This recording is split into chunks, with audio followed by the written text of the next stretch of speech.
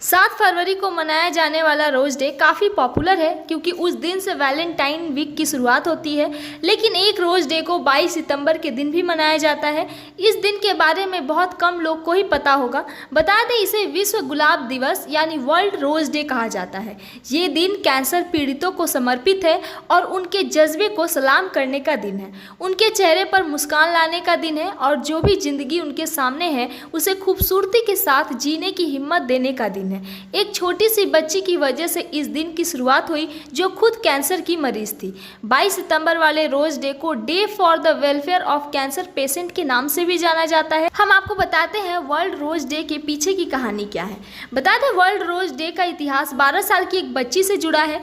Canada की रहने वाली एक बच्ची का नाम मेलिंडा था। 1994 की बात है जब मेलिंडा को ब्लड कैंसर हो गया। उस समय कैंसर के इलाज के वो साधन नहीं थे जो आज मिल जाते हैं। उसकी हालत को देखकर डॉक्टर्स ने कहा कि वो मुश्किल से 1 हफ्ते ही जी पाएगी, लेकिन मेलिंडा पर डॉक्टर की बात का कोई असर नहीं हुआ।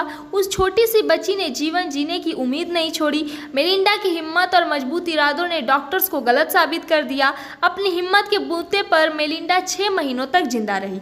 कहा जाता है कि मेलिंडा ना सिर्फ खुद को मजबूती के साथ इस बीमारी से लड़ी, बल्कि वो अन्य कैंसर पेशेंट को भी हिम्मत दिया करती थी। उन मरीजों के चेहरे पर स्माइल लाने के लिए मेलिंडा कैंसर रोगियों से मिला करती थी और उनके साथ समय बिताती थी।